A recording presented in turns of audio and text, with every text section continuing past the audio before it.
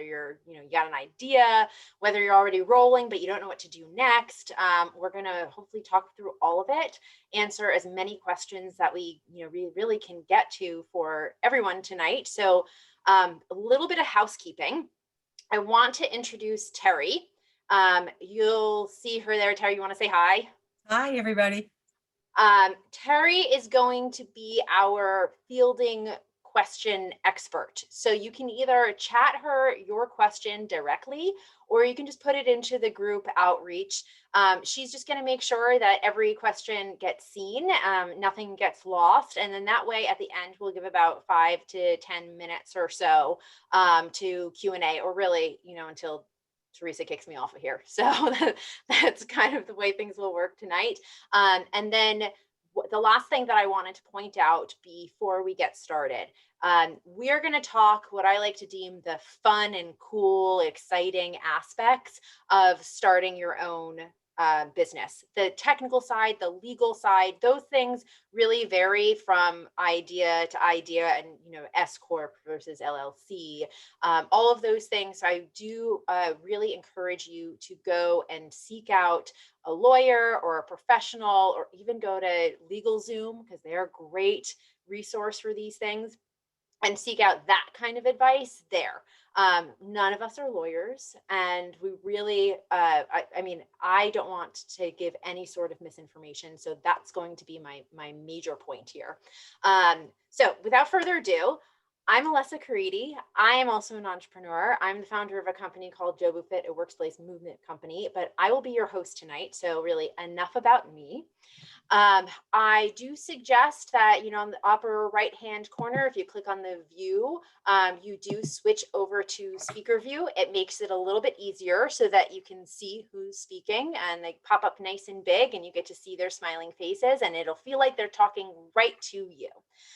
So I'm going to introduce our first speaker tonight is Sabina Hitchen. She is obviously an entrepreneur and a speaker, and she is a shining spotlight on she's shining a spotlight on and amplifying small business owners, entrepreneurs, coaches, and authors. She is the founder of Press for Success, an online publicity school and membership community, which Entrepreneur Magazine recently called the online school turning biz owners into PR pros.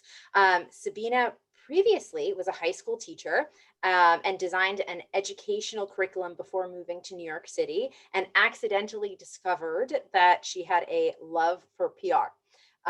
During a temp job, no less. Within 18 months, she had her own agency in Manhattan, and the rest was history. So that's Sabina, who will be on in just a moment. The next person I want to say hi to is Candy Obrens. She is an idea execution strategist, an inventor, and a cheerleader for innovation. She's a former banker turned entrepreneur. Candy created Resto Presto after discovering a gap in the market for an easily portable wearable blanket, which she launched to the market through an overfunded Kickstarter campaign. It has been seen everywhere. Today's Show, Farmers Travel, Yahoo Finance, everywhere. While Resto Presto is in strategy mode, Candy uncovered another gap, this time in the intellectual capital market, for a trustworthy advisor who has firsthand experience in creating a product from scratch and successfully bringing it to market. She formed customized consulting business, collaborating with individuals and startups across industries, and to bring their ideas to life. And that is Candy. Claudine is founder of Caravan Stylist Studio, an experiential space in New York City for influencers, editors, and celebrity talent. At the studio, she has worked with brands from Unilever, Johnson & Johnson, and Pfizer. Prior to the studio, Caravan was the first ever retail store on wheels. She had 2 pop-up stores, as well as worked with emerging designers to sell some of the first bags for Feed. I'm sure everybody knows what that is, because it's just huge these days. Claudine was coined by the New York Times to have an eye for independent designers, and also was featured in Good Morning America, Elle, Entrepreneur Inc., Wall Street Journal, and more. And last but not least, we have Janine Just, or JJ, as she likes to be called. She connects everybody to everyone. And that's pretty much how everyone on this panel tonight knows each other. So we all get to give JJ, big hand for that. She has experience with brands in every tier, bringing broad scope of experience to her clients, honing a brand's message to bring bold storytelling techniques to experiential marketing. JJ has worked with major brands on organization, including Citigroup, Keds, Sony, NARS, Kind Snack, Columbia Sportswear, Coca-Cola, Douglas Edelman, Martino Cartier, Wigs and Wishes, and I mean, I can keep going, really.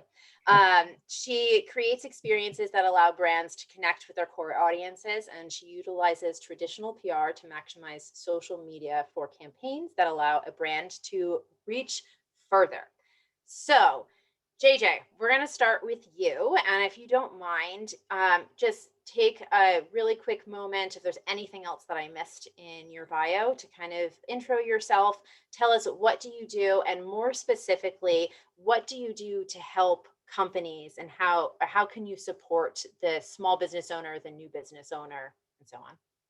Sure. So I actually partnered with Claudine DeSolo, who's on this panel as well. And we have partnered up on a lot of different programming ideas and kind of created the Caravan Social Club through this whole pandemic, because we were creating in-person experiences, and well, we can't quite do that just yet. So we had to think quick and think fast on how we can do that in the virtual space.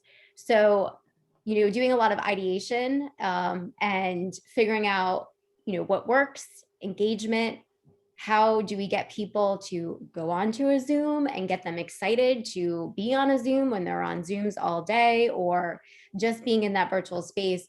We kind of found the silver lining is everyone is glued to this space. They're on their mobiles, they're online, they're on their, different tablets. So we found that it was easier. And also too, working with media types, working with content creators, working with influencers, and even talent, a lot of them weren't doing what they were doing pre-pandemic. So it was easier to collaborate with these notable people.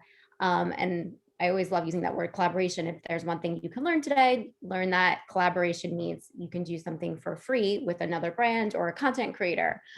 So they were in that space where they wanted to create, and we wanted to also be able to tell authentic storytelling normally, like what we did in in-person experiences, but be able to pitch that into and pivot into that into the virtual space. So how do you do that? And how did we work with brands? We figured out how to do a virtual photo shoot. So for a lot of people, it was the first time that they were doing a virtual photo shoot with us, which was really refreshing. And while it's not crisp pictures, and it's not what you're looking for, it also kind of told about the time that we're in right now and told that story. And it was great when we were working with these different content creators to kind of talk about brand storytelling. They kind of needed that. They needed to put themselves together. They needed to, put their life on hold of teaching and homeschooling 3 children, or trying to, teach while they're trying to work and also field emails and phone calls. So it was nice to kind of give them that actual space. In addition, we did a lot of different sampling programs with product where we actually sent them, a package and a care package to be experienced. We're doing that right now with a skincare line that's based in Australia. So we're working with some content creators here in the US to launch it in stateside. So it's a wild, wild world out there, but we've kind of been able to adapt so that we are in that virtual space, in that virtual moment. And again, I think, another silver lining is we did this photo shoot where we photographed 62 content creators in the course of 2 days. We would never be able to do that if we were, in one space in one day. And we were able to kind of capture all 50 states, and we were able to do that within 10 minutes and, do this awesome like virtual road trip. Is there anything you want to add to that, Claudine? You want to piggyback that since we're talking about Caravan? Sure. Thanks for having me. So Janine mentioned the Zoom event, and one event in particular that we produce is called the Caravan Social Club that happens monthly. And it was a way for us to bring together creatives that reach out to us on a regular basis, musicians, dancers, chefs, and mix them in with entrepreneurs, brand founders, and to be able to create this 1 hour monthly show on Zoom that we are able to create content with. So that's a great way. I know your question was, how can we help entrepreneurs? And that's a great cost-effective way to get a brand story out there. We also do a lot of IGTVs. I actually just hopped off a bunch. And that's another way, if you are an entrepreneur, an author, we love telling your story. So you can reach out to us and we can help you out in that way as well. So awesome segue there. Sabina, can you tell us a little bit about like what you do and more specifically how you support new business owners or people starting out with their storytelling? Yes. Hey, I'm Sabina in the red over, I don't know where in your screen. I'm probably looking at you right now. So like Alessa said, a little backstory to me, I used to be a high school teacher, and that matters because it applies to what I do now. So I'm from the Midwest. I thought I would be a high school teacher after college. Sounded like a good answer for my parents, but I actually fell in love with education curriculum design. And I know you're like, well, we're entrepreneurs or want to be, but after I decided teaching high school wasn't my destiny, I moved to New York City. Like everyone needs their New York chapter. New York's the best city in the world to me. So, and I hadn't even been there yet. So I moved to New York City. And like Alessa said, I started working in publicity. And publicity is a powerful tool, right? You get like third-party validation. It's free. You get yourself in the news. That's what publicity is on TV, in the newspaper. So while I was running a PR agency in New York City, like, long story short, I ended up running my own PR agency there. I saw that though this was a powerful tool, the access for small business owners and entrepreneurs, it's tough, right? It's expensive. We don't know how to do it. The answer is often hire somebody or Google, and that's where our choices were. So then I started thinking, well, I'm really good at education, curriculum, and design, and I love publicity. So how can I merge those things? So right now, for the last few years, I run an online school called Press for Success. So how do I help entrepreneurs? We provide massive amounts of content, from online classes to PR opportunities from the press you won't find anywhere else unless you have a PR team. We have members of the press teaching you how to pitch them. It's sort of everything you need to make publicity something you can do in your business. We wanted access, we wanted to democratize it, and we did. And how I can help you outside of that school, teaching PR is like my passion, my soul calling, because I know how important it is. And we'll talk about that more later, but I also know how hard it is to get access to it. So I teach it everywhere. I'll talk about it here. On my Instagram, I do PR tip a day all the time. I teach twice a week on Clubhouse. Like, you can find me everywhere talking about publicity, but if you really want to dig in, and we'll talk about why, that's what I do. We just wanted to create a really accessible, really inexpensive place for people to make sure their business is known. Because I'll just leave you with this one thought, because there's a lot of people here to talk to, and we'll dig into it more, but you can be the best at what you do: graphic designer, fashion designer, jewelry designer, yoga teacher. But if people don't know you exist, it's not going to matter. Your business is not going to thrive. And so a lot of us here today, in different ways, like Janine and Claudine, even JJ and Claudine, they help people see your business. And I do that. I help make sure people know your business exists through publicity and making sure you have access to that, because it's 100% possible. And there's never been a better time to be doing your own press, because everything happens virtually. So the barriers to entry are super low right now. Awesome. So you need press, but also some of us here may have something that they want to bring to market. And that's why Candy is your woman for that. So Candy, can you pop up and tell us, what you do to help companies starting out and how you can support the small new business owner? Absolutely. Thanks for having me. It's good to see a lot of familiar faces and a lot of new faces. I am Candy Obrentz, and Alessa's intro was great. I'll just add a few things to that and remind you of what she said, because there's a lot going on tonight. I'm a New Yorker. I was in banking for 16 years on the corporate side, and the company restructured. I left. I was going to take time off, and a month to the day that I left, I was sitting in Central Park and my tush got wet because the grass was wet and I didn't have anything to sit on. So I tried to find a product that I could carry with me easily to avoid wet tush and to just have something. And I literally could not find anything. I'm a good researcher. I went in stores, online, you name it. So I thought, how hard can it be to invent a product? I'm just going to do it.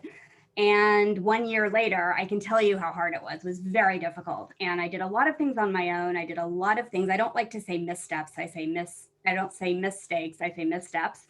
A lot of missteps. And a lot of things, I did a lot of things right. I did a lot of things on my own. And I created this product. I launched it. It got patented. I formed an LLC, all the things we're not going to talk about tonight, but they are important. So you can talk to me secretly later. I did a Kickstarter campaign. I was overfunded in 2 weeks. I went to production, made in the USA, all of these wonderful things. And I literally hit a wall because my factories were increasing their prices. I was selling out of inventory and I thought, oh my gosh, I need to take a break. I took a breath and I had my first consulting client within a week because I decided to throw it out there in an email after being persuaded that people don't understand how to bring a product to market. And I launched my consulting business. It was daunting, but I also realized that as an empathetic person who also knows how to lead and to teach, I'm not a teacher like Sabina by trade, but I like to hear myself talk, but I also have a lot of information in my head. And I started branching out, not just products, helping people monetize hobbies, helping people launch services. And what I do is I listen, I give people food for thought. I ask questions. Why are you doing this? Is there the demand for what you want to do? And once we get to a point where I realize we should work together because I'm not the perfect fit for everyone, and some people get turned off and say, you know what, I don't want to invest money and time and energy. I just want to be famous on TV. So we part ways. If you hire me, I create a blueprint for you and I walk you through. Sometimes I'll hold your hand tightly. Sometimes it will be your side gig and I will give you the steps to launch whatever you want to launch. And I'm with you as long as you want me to be or as short as you want me to be. And I take it very seriously. I'm very respectful of people's money and time. And we collaborate so that you meet your goals, whatever that goal may be. Awesome. And now that we've kind of gotten a little bit of a deeper feel for each one of our speakers tonight, I see that Sabina, Candy, and now JJ put it in. Claudine, can you add your contact info to the chat so that anyone that after this, if you want to stay in contact with them, you know where to find them and have specific questions that you want to get answered, please reach out to them. So now we're going to move on to, you have this idea. You want to start this small business. You know that money is important, but it is not enough. So anyone want to start?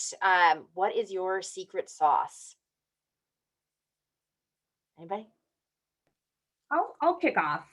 It's kind of what JJ said about collaborating. I'm just going to take it a little bit further. My secret sauce is know what you know what you don't know. And the only silly question is the question not asked.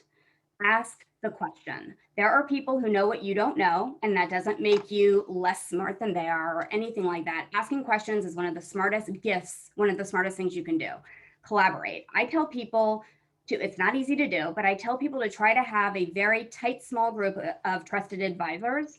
Those are the people who you can text at crazy hours, possibly call or email at crazy hours, who can help you over a hurdle. And that could be a friend who's a lawyer who knows how to read contracts. That could be a financial advisor who could say, you know what, you really don't need to be doing that right now. You should speak to this person about this. Talk to your accountant before you do that, before you commit to that contract.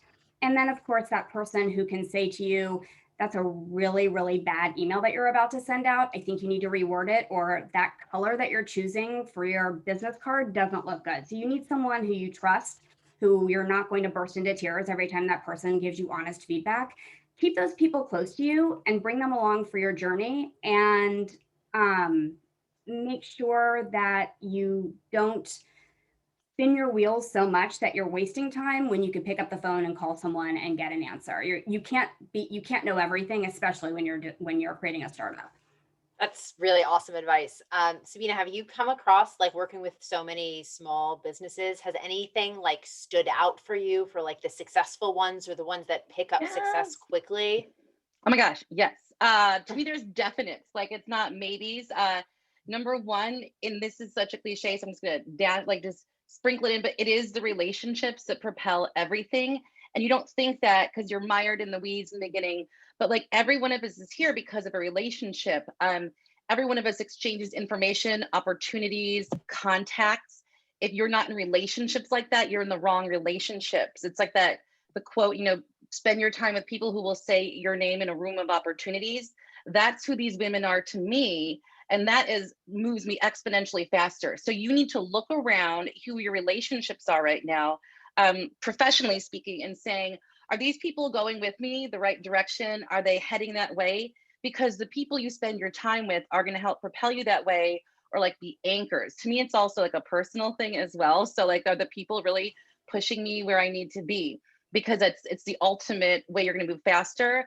The second secret sauce, because again, like everybody has a product, right? Everybody has a thing, but I see the people who I want to help who are really killing it. So they're the ones who try to make a relationship, not just in their industry, but with people who are going to help them with the media, with industry influencers. Like, you need to know your niche, know your industry, and then take your seat at that table. People need to know who you are in your industry, even if you're just starting out.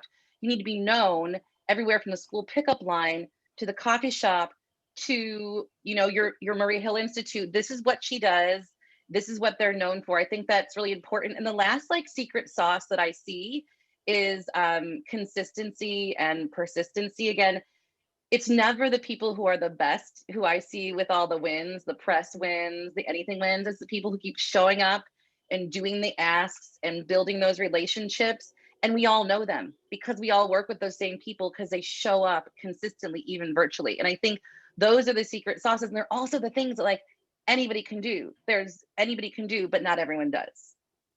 Awesome. So I'm going to turn this next question over to JJ and Claudine. Bringing a product or service to market, you have to keep in mind your future buyer, client, their needs and wants. Why is that important? I think it's super important, especially now, to think about what solution you're solving. Is there, like Candy was talking about, that she had a real problem. She couldn't find something to help with that issue, and she sorted out, and there was a solution. So I think now, especially with the pandemic and everything, we want to think about solution-based. We want to think about how we could be more sustainable and more thoughtful with anything that we're designing, even services that we're putting out there. I also think, just to mirror the point of Sabina and Candy, is networking isn't just about B2B, it's B2C. So, networking and trying to figure out who your customer is and building a community. And you can do that on social media. That's like a great testing ground, is to, put a profile up on social media, on, things like Instagram, on LinkedIn, on Clubhouse, which Sabina mentioned, and just start building your customer base. Like things like Clubhouse, it's amazing. Like people are making sales on there, and it's not just, Facebook groups and services that are selling on there. It's products that are selling on there because people are making relationships and building new customers from around the globe. So, we sometimes, when we set out to do our demographic, we don't realize how broad that demographic could be, how global it can be. And these social networks allow us to figure out, how to reach some new customers. So I definitely think that that's one of the biggest things that we can do to research, to grow our customer base, is just to get on these platforms and be, like Sabina said, consistent. That's so important. If you are on one of these platforms, it's so important to put the time and effort into speaking to that customer. And that, I'll end there, is super important too, is to constantly speak to the customer and learn from them and hear them. I teach a class about sustainable fashion, and that's one of the biggest things that we say, is to hear the customer, give them a voice, give them the opportunity to tell you what they want. It is super important. And I'm just going to piggyback off of basically what everyone said and just amplify that a little bit further, is really if you're starting a company, if you're starting a brand, you have to put yourself out there. To a lot of people, that's terrifying. So you have to get out of your comfort zone. And, again, it's all about your relationships. You're just as good as like how you leverage those relationships. So it's kind of working backwards and saying, who do I know that can put me in touch with a distributor? Who do I know that can put me in touch with an editor when I'm ready to kind of pitch this story out? And, it's really kind of just making yourself, what to Claudine just said is networking. So you're really just figuring out all of your relationships, all of your contacts, and how you can work those relationships to really make sure that you show up and you're putting yourself out there. Alessa, so- can I, Yes. Alessa, can I add just one thing in? Because those ladies for inspired it. me so much. Yeah. I was thinking when you're talking about the customers, and I think that's a big lesson every entrepreneur learns like a little bit later, because you're so sure you know what everyone wants. And so you're like putting it out there, but you need to know that that's going to evolve, because it's about what your customer wants and not what you think they want. And it's not just the product or service you're giving them, but sometimes it's just the way you talk about what you have to offer, because you realize your language is because you're the industry or your own life experience, but what your customers need to hear is different. So I think what the ladies are saying is so important, because it's not just, oh, I have to change what I have to offer. Maybe you just have to change how you talk about it, because no one gets it or why it matters. But you getting out there and talking to them, that all that conversation with them is free on social media. And I think that's important. And then just one other thing, when people are always like, oh, what's my solution? What solution do I give? Sometimes I say, beyond just like solving a problem, sometimes you're just making people's lives better. And that's cool too, like healthier, happier, more organized, financially stable. So sometimes we're like looking for that specific solution, like a candy invention, but we don't always have it. So maybe we're just making their life more awesome. And that's fine too. But you got to know how to tell them that. And that's where all that audience research comes in. And I mean, that's what's so great awesomeness about is social media is because it's like one giant focus group. Take in all that feedback of what It people literally is. and don't be afraid to take that feedback. If there's criticism, if they're giving you that engagement, like that's just so golden, because people spend so much money for focus groups. So kind of take all of that, commentary back and figuring out how you can make it better. May I All right. just piggyback, Alessa? I know we're Yeah, driving no, you it's crazy, fine. but I need to, and Janine just actually gave me the perfect segue.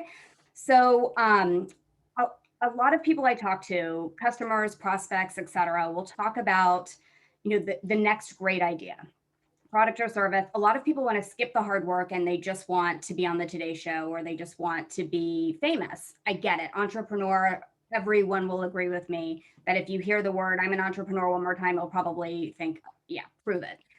People are abusing the word, but take all of that aside. There are people who have fantastic ideas, products and services, who are thinking, oh, it's a saturated market. I don't think that I have what it takes.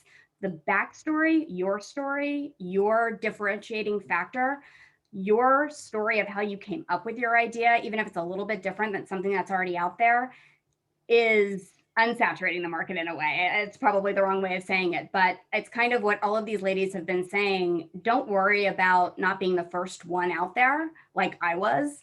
One of my dear clients just launched a product. She's the first one out there. You don't have to be the first one out there to succeed, but you do need to tell your great story of how you had the guts to even, stop thinking about it when you're washing your hair in the shower and dreaming about it, and actually going forward and moving forward to do it, because you're taking the road less taken. So get the story out there, as well as what Sabina was saying. It doesn't really have to be a solution. You just have to make someone's life better. And that could be making them smile because of your story. I think all of this has been amazing business advice, but I mean, all of it, really, it's all amazing business advice, and starting and kicking off and ideas and where to go, and from social media to ideas to collaboration. But do any of you have like your best business advice, something that it just rings true with everyone? You find value, people find value in it, you just constantly find yourself talking about that. You want to kick us off, Claudine? You want to give us something? I mean, I always say to just be authentic, because I feel that authenticity can show your passion for something. And it really shines like a big light on something when you feel passionate about it and when you feel authentic. So I don't know, that's what I always say. Like, I also think that there is a true value in a brand's values. So kind of having a set of values into your DNA, into the ethos of your brand. And even if you're considered small or emerging, you should still have some type of corporate social responsibility philosophy to your brand, and ethics to your brand that you're putting out there. So, I think that the having pillars are so important. I think when I'm admiring other brands, I'm always looking at, the values that they stand for. If I'm purchasing a fashion brand, I'm always looking at that. Even food, brands, I'm looking at, their brand story, what's their background, why they came up with this, and then what they're doing, what they're giving back, if they're giving back. All of this is so important for where I put my money when I'm buying a brand. That's awesome. I mean, it's something that I think now we are focusing a lot more on, especially as, because 2020 happened. So yeah, I think having a company that has a built-in set of morals or ethos, I think that's a really big thing. And that's really great advice. To pop back over to Candy, in specifically bringing a product to market, can you give us like just a really simple like ABC kind of 3 steps? I don't know. I'll let you kind of define how it moves. Sure. And I'll try to keep it simple. It's so hard for me. Keep it simple. So one thing that a very unsexy topic that needs to be addressed here is when you go into business, you need to protect your personal assets. You need to form a company. I'm not going to get into that here. Talk to a professional, talk to a lawyer, preferably for free if you can, and think about talking to an accountant, because you're going to be investing time and money and you want to protect your personal assets from any liabilities with respect to the company that you're going to start, even if it's tiny. So it's really important to do research, see what's out there, listen to what people are saying. Social media is the best free gift. It can be abused, but it's such a great asset. See what people are saying, see what hashtags are going. Look at your competition. If there is competition, see what people are saying about it, see what it is. Take notes and research what the baby steps are that you need to take before you run. It's great once you get there, you're always going to be evolving, but take the baby steps. Don't overlook those little things that could cause you a headache later, which is what I tell everyone who hires me. It gets boring and I sound like a teacher, but it's really important to cross the T's and dot the I's. So I say research and, the boring, unsexy stuff, which is, protecting your assets, forming the right kind of company, and getting legal advice when you need it. Don't sign a contract until you have someone else look at it, and confidentiality agreements all the way. Message me if you want me to elaborate on that. It's really, really important that you protect your idea. So is that like the first like set of things that you should be handling? Like, you draw it up on a napkin and then you put all these like technical sides of things together, and then you're going to go out and look for a place to actually physically make your idea. And then is that the point that then you started to go looking for like crowdfunding or however you're going to be backing this product? Is that what comes next?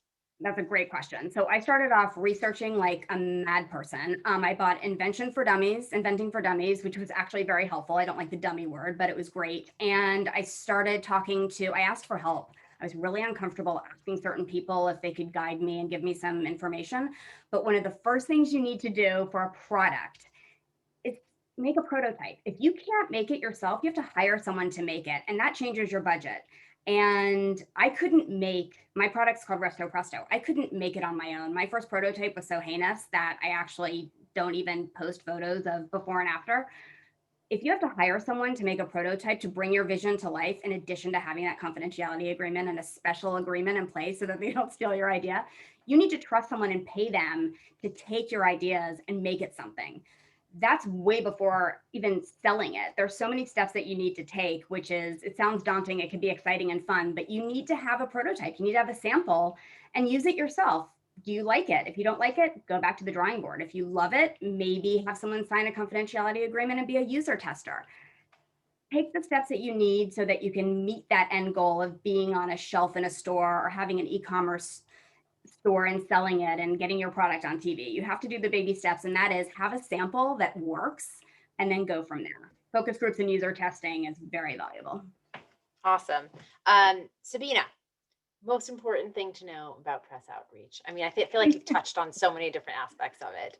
I'll give you like a few micro fast ones because press is a big thing. But the first thing would be is it's not like something you do later. So the minute you're like, I want to start a business, or I'm in the beginning stages of my business, you begin making publicity and all kinds of marketing part of your business. So that doesn't mean you're pitching all the time, but you need to get in that ecosystem. Like a former teacher, I'll say that word. You got to get in the PR media world, figure out how it works, figure out who's covering your beat, who are the people, start building relationships, get the lay of the land, figure out how it works. Like no time in successful PR do you just show up when you need something, you have one story to share, then you back off until later. So it's an ongoing thing you want to be part of, and you can learn it on the back ends when you're ready to execute. There's not that lag of time, because really what I'm trying to say to you is it's not like a one-off thing. It is part of your tool belt. You're carrying around at all times. And the better you get at it, the more you're going to blow your competition out of the water, because it's such a powerful tool, not just the immediate press hit, but the ongoing way you can leverage that for your brand. The other quickie things I want to say to you are go local. If you're starting to think about publicity, there's never been a better time to go for local publicity. People are leaning into their local news for so much information, but it's also a great way to practice. And if you're in the New York City area, local is basically like national news with the media that's out there watching and consuming it. But also remember, you can be anywhere in the country and shoot a news story. I'm from the New York City area. I now live in Maine since the pandemic, and I've shot everywhere from Washington, D.C. to Los Angeles in the past 3 weeks. So from the space I'm in right now, the ladies know where I am. So that's just a couple tips right there. And the last thing I'm going to say about publicity, and then we'll go on, is like everything in business, everything we're telling you is that like the on-ramp is really crowded. It feels like, oh, there's so much competition trying to get press because everyone starts doing the thing. But the highway for publicity of people who consistently do it is not crowded because people don't keep doing the thing. So when you're like, everybody's trying to get on New York One, everyone's trying to get on Good Day New York, everyone's trying to get on wherever you are in the country secretly listening. I think there are so many here from Florida listening in right now. So wherever you are, like you just got to keep consistently doing it, and that's what's going to put you ahead. But I mean, there's so much to learn about PR, but it's really got to be something I want you to leave here saying, this has to be part of my business. It's not a non-negotiable, and you can do it on your own, and you can do it for free. Awesome. That's the best part, is that you can do this for free. I mean, with brain and time, but not tons of money. and research and consistency. Yeah. All right, JJ. How can brands use experiences or events, because we're not really in person, so like these kinds of events to help them grow? And is there any specific place that you would tell new brands or new experience, to go and look for these kinds of outlets? So I love talking about this because from everything that I've learned and what I love to kind of like share with everybody is creating an awesome experience. And that's not just events at all. And we're learning that because we've pivoted to going from in person to having to be in this virtual space. So shout out to my first boss, John Sullivan, Sully.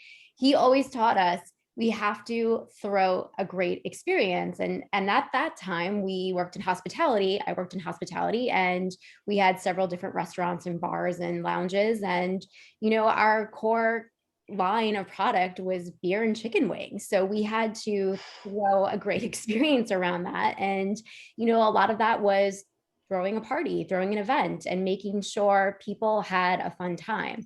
And when you do that, and when you do it correctly, there's going to be a line around the block the next time because they're going to bring a friend, or they're going to bring their colleagues or their coworkers. So I always say that, when you're thinking about putting together your website, it has to be an experience. People are going, and that's how they're discovering you for the first time for most people. You want to make sure that it's some sort of party that they're visiting, because they're going to tell people and say like, hey, I just checked out this website, or hey, I just checked out, this product. Here's the link that I want you to go to.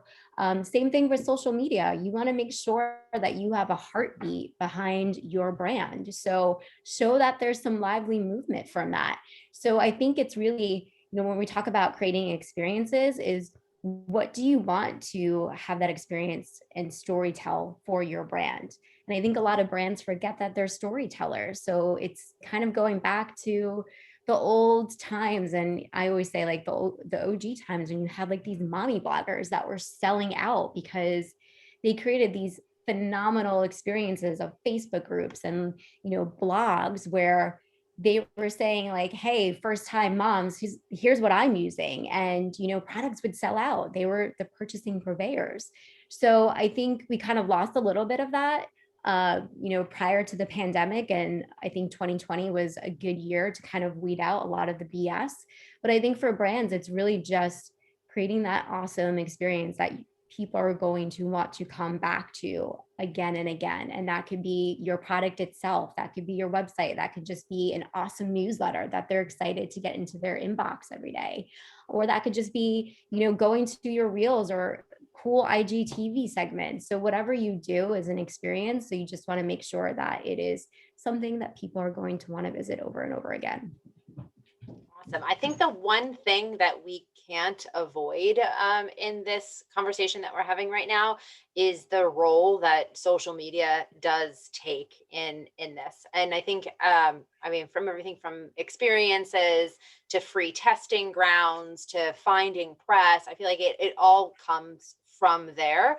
And I know it's kind of daunting, and we use the word creating collaborations earlier.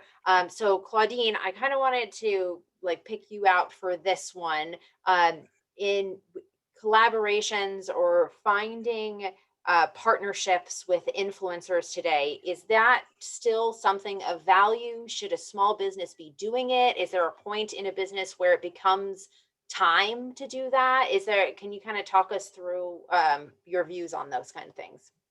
Definitely. I mean, content is king. It's just like what Janine just mentioned, with being able to create those experiences and using social media. So a lot of time using other people that are outside of your company to create those experiences. But I think you want to find content creators that really can speak to your audience, that are, there's so many influencers out there, and the fees are sometimes I laugh when we get, decks and how much they would like for an Instagram post or a video. I think that this micro influencer group, and for those that don't know, it's like the 15,000 followers and below, that group has sometimes more engagement than the person who has 1 million followers. So, and that's the space, we work with the people who have 1 million followers, 2 million followers, but really that micro group is who we work with for emerging companies, because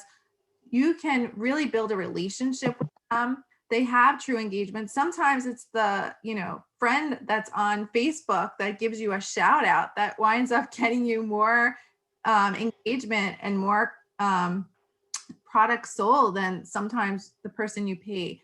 So I do think that programs and strategy behind influencer marketing is super important. I think that you need content. So they're creating content that you can use on social media.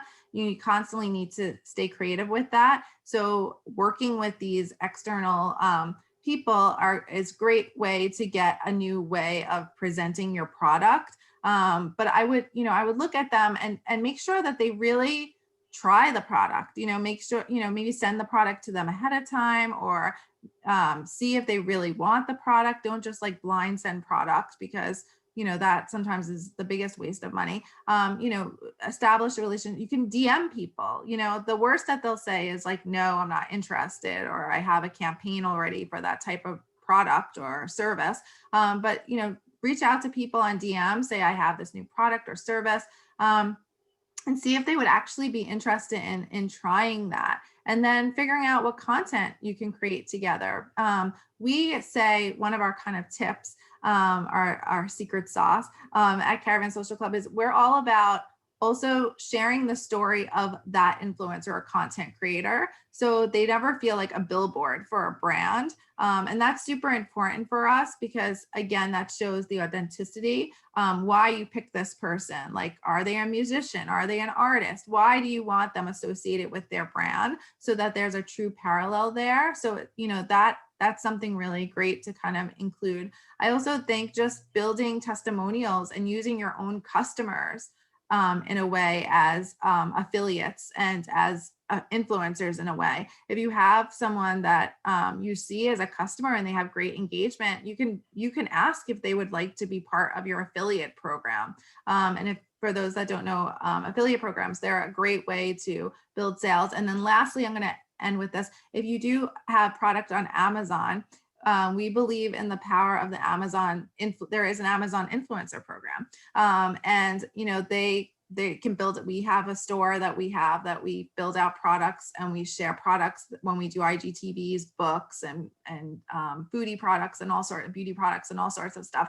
But there's tons and tons of influencers that have those. So it's another great way to create video content and other content and share that on your Amazon pages. There's now even a LinkedIn content creator. So a lot of these platforms have free kind of content creator opportunities. So definitely look at those. But I don't think, to the last point, is it's never too early to start. I think it has to be part, like Sabina was saying, like press is, press the go key when you start with press, and definitely press the go key in regards to building this community of content creators and mapping that all out as like a content calendar for yourself. Thanks, Claudine. I mean, that's something that we all kind of have to come to grips with, right? Social media is here, it's here to stay, and you have to kind of figure out how to get it so that it works for you. That is the end of my questions. I have a pretty good amount of questions that are coming to me from Terry. So I'm just going to more on a specific financing, and maybe Candy, because this was your previous life. Can you share your experience around budgeting and managing expenses? Sure. It's one of the biggest challenges as a business owner. And I was given advice that I scoffed. I laughed at it when I first started. It was, whatever you think you're going to spend, double it. It was triple. You have to be really careful. So when I start working with people, I ask them, even before we start working together, what is your appetite? What is your risk appetite for energy and for money? Those are two separate things, but they commingle. So you really need to throw out how much money, write it down. How much money are you willing to lose without it, affecting your life in a negative way? And when I say lose, I mean, you're still going to gain experiences and knowledge, but really, let's just say you don't make a penny off of what you're doing. So that's one thing. You need to create a budget. I self-funded my first business, and I did a Kickstarter campaign that I was very fortunate. I ran it by myself, which is a huge mistake. I wish I could have hired me back then to help me. And I took that money. We can talk about crowdfunding another time, but it's basically you're getting money in without giving equity in your company. You're giving a reward and return. In my case, I gave my product for certain levels of funding. And I was able to go to production in the US, and it was not my own money for once. It was my future clients' money, essentially. And it's all legal, and it's a wonderful way to do it. It builds, brand awareness and trust. Crowdfunding is fantastic.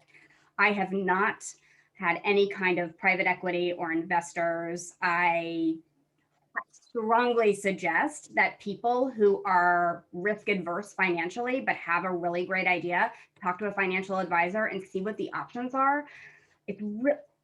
Asking for financial help is another strength. So money's going to be going out the door.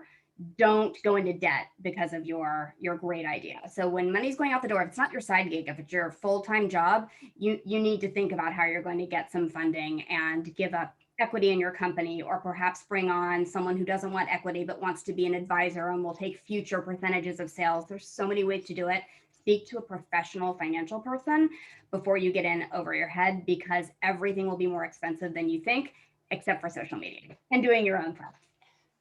If that answers the question. Well, and that's a really great segue because then now, Sabina, how do you find free publicity? We're talking about money. Now we're going to switch to the free stuff. Well, I mean, if it's publicity, it's always free. I mean, in a sense, you're doing the work. There will always be people who try to charge you for something. That is the story of time, as old as time, right? So, but free publicity to me, for those listening right now, would be like, let's pretend we're all in New York City. All of us are New Yorkers, but now all over the country because of the past year or so, or because of life. So let's think New York One, WCBS, Good Day New York. You know, all those places are places that cover stories about businesses. You can also look in the .com space. These to me are like low lift, not as hard. .coms need content all the time. So the .com versions of all the magazines you love to read, the niche .coms like Refinery 29 or Motherly or Scary Mommy, all the places, Real Simple if you're a cleaning and organizing person. I think there's an organizer out here in this group. So all of those are free opportunities. So what you need to do is decide, okay, where are my ideal customers reading? And can I tell you, that's not like, what are they watching? What are they consuming? And that's not you, because we might say something like, well, I would never read Good Housekeeping, or I would never read Women's World. Meanwhile, those millions of readers could be consuming your product or getting your expertise. So the publicity opportunities are all free. Whenever you turn on the TV and read a magazine or look at a .com, that's all PR. One way or another, somebody PR'd themselves in there, or a publicist did. Like, and the cool thing is, once you know that and know those are opportunities for you, you're going to start seeing them all over. So again, most media is free. It used to be like all media, but things are changing, right? Companies need to make money. So sometimes there will be paid opportunities, but normally all media is free. So you just need to start saying, where are the places that my story and my messaging and my product, my service need to get out there? And that's where you need to find, those are the homes for you. And there are loads of them. So start small. And as you start looking for the places, more start coming to you, because algorithms will feed them right into you as you do the research. Awesome. Can I jump in, Alyssa? Yeah, Can I just jump in? Because I've worked with Sabina, and Alyssa said that my product was on the Today Show. My product was on the Today Show. I pitched because I learned how to do it from Sabina. So I think we just need to link something really closely here. And that is the question about how do you get free publicity? It's a fantastic question.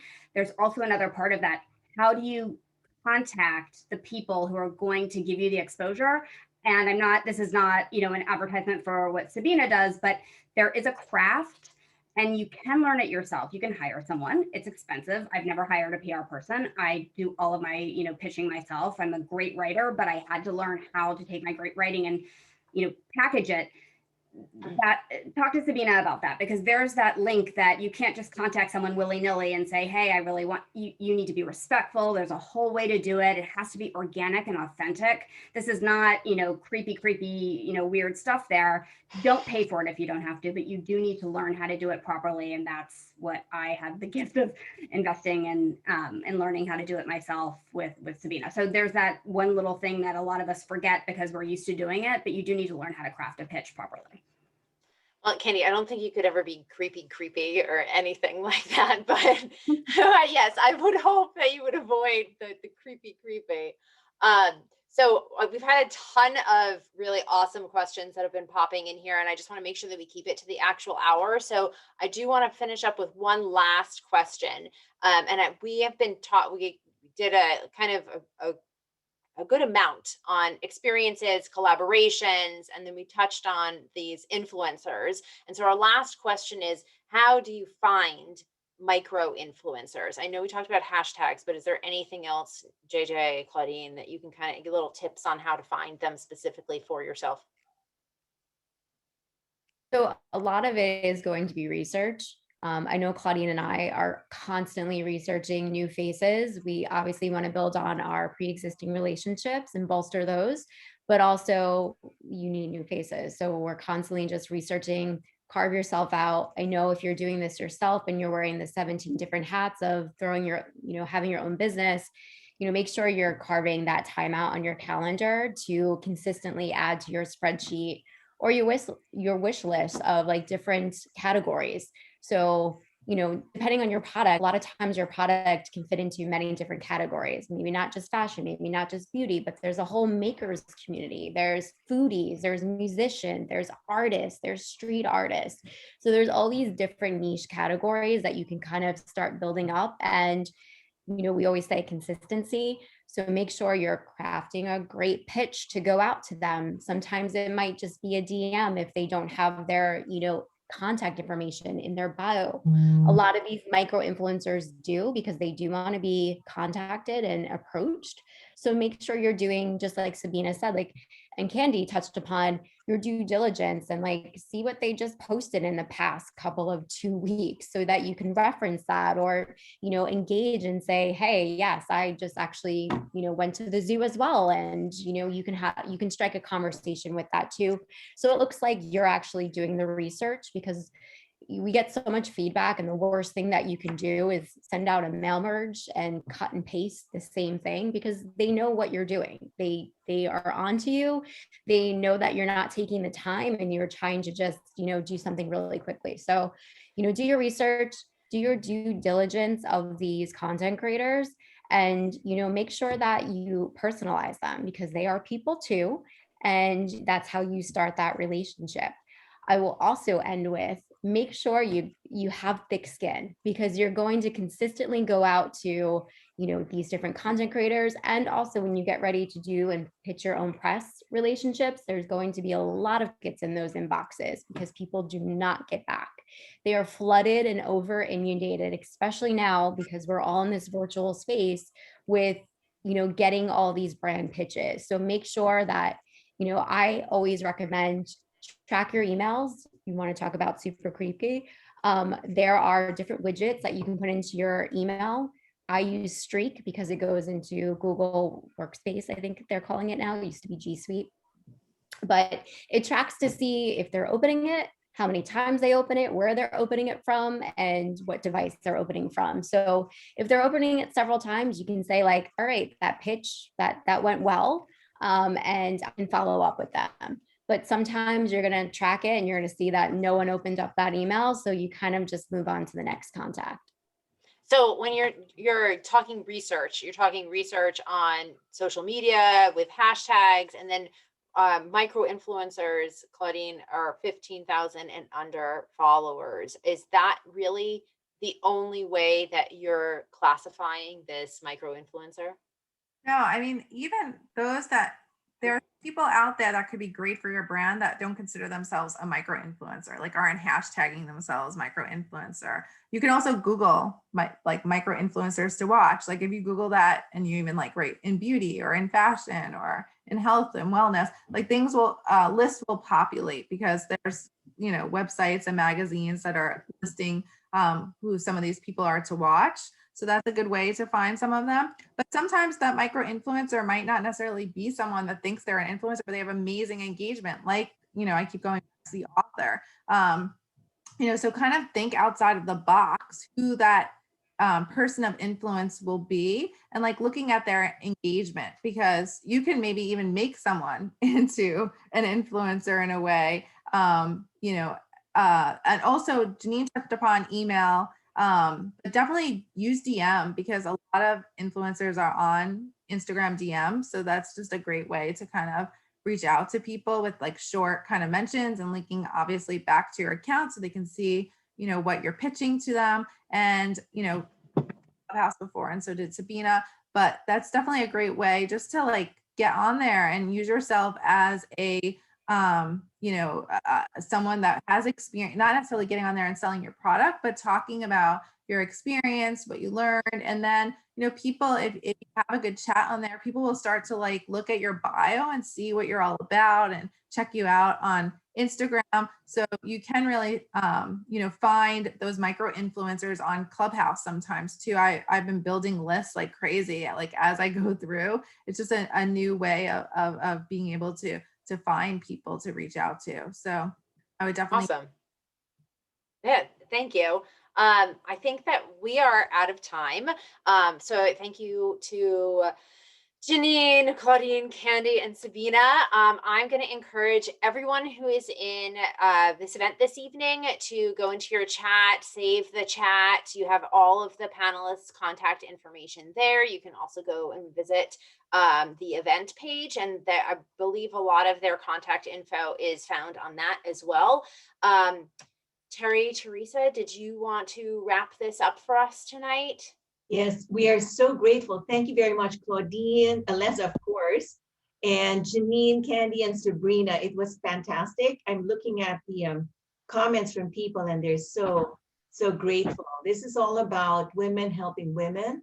Is what Murray Hill Institute is encouraging. It is a leadership institute for women, but it's person-centered, it's ethics-based, family-focused, but it's really a community. And so we encourage you to come back and let's meet again in our future events. We also encourage the mentees to check out MHI Connect. It's a new program we have so that you're able to do some peer networking, mentoring, and just reinforce and affirm each other in your values and just learn from each other and help each other out. With that, we thank everyone again. Don't be strangers, please. And until our next event. Thank you, Alessa. Thank you, everyone. Thank you so much for having me. It was so great to be part of this panel and be featured among these wonderful, wonderful ladies.